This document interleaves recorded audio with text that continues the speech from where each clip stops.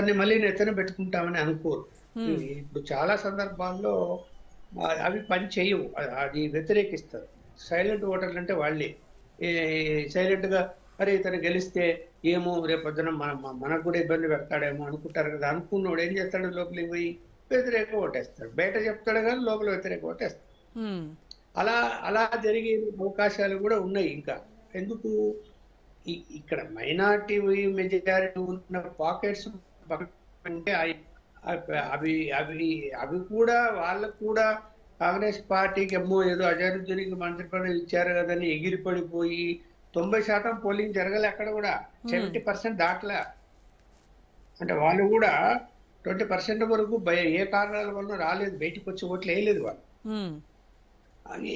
వేయినప్పుడు అందుకనే భయపడిపోయి 3 గంటలకు 37% అంటూనే కాంగ్రెస్ పార్టీ భయపడిపోయి ఇది ఎంఐఎంను ప్రోత్సహించి సాయంత్రం 4 నుంచి 6 వరకు రీసైక్లింగ్లు మొదలుపెట్టారు. ఎక్కడ వీలుంటే అక్కడ. అధికారం వాళ్ళ చేతిలో ఉంది, పోలీసు వాళ్ళ చేతిలో ఉన్నారు. ఎక్కడ చేయాలో అక్కడ. ఇటువైపు అమీర్పేట మన జూబ్లీ వైపు ఇటువైపు చెక్ పోస్ట్ ఇటువైపు వచ్చినప్పుడు జూబ్లీ చెక్ పోస్ట్ వైపు బీఆర్ఎస్ దాన్ని సమర్థంగా ఎదుర్కొంది, రీసైక్లింగ్ జరగనీయకుండా అడ్డుపడ్డారు. అక్కడ ఏమైనా వీళ్ళకు అక్కడి నుంచి ఈ 2 డివిజన్లలో ఏమైనా అధిక శాతం గిన రాగలిగితే గనక నెక్ వస్తుంది ఇద్దరికి. చూడాలి రెండు జరుగుతుంది, లేకపోతే కాంగ్రెస్ వాకౌట్ ఈజీగా. Right sir, right. ఇప్పుడే స్టూడియోలో జాయిన్ అయ్యారు మనతో బీఆర్ఎస్ నాయకులు డాక్టర్ ఏల్చాల్ దత్తాత్రేయ గారు. నమస్కారం దత్తాత్రేయ గారు. సో దత్తాత్రేయ గారు, 5వ రౌండ్లు కలిపి కాంగ్రెస్ పార్టీ 12,651 ఓట్ల ఆధిక్యంలో కొనసాగుతున్నటువంటి పరిస్థితి.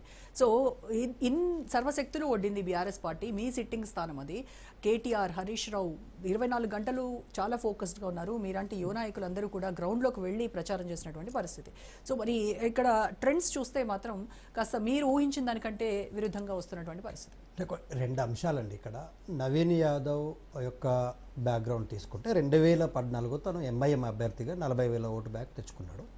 పర్సంటేజ్ విషయానికి వస్తే దాదాపుగా 25% ఓటు బ్యాక్తో ఉన్నాడు 2014. అదే నవీన్ యాదవ్ 2018లో పోటీలో లేడు, అభ్యర్థిగా బరిలో లేడు. ఉన్నాడు, ఇండిపెండెంట్గా ఉన్నాడు. 18,000 వచ్చాయి, ఇండిపెండెంట్గా ఉన్నాడు. నాడు కాంగ్రెస్ పార్టీకి 52,000 ఓట్లు వచ్చింది. ఈ 2 ఎలక్షన్స్లో మాగంటి గోపీనాథ్ గారు ఒకసారి 2014లో 30% ఓట్లతో 50,000 పైచిలకు ఓట్లు వచ్చినాయి. దాదాపుగా 12,000-13,000 ఓట్లతో గెలిచాడు.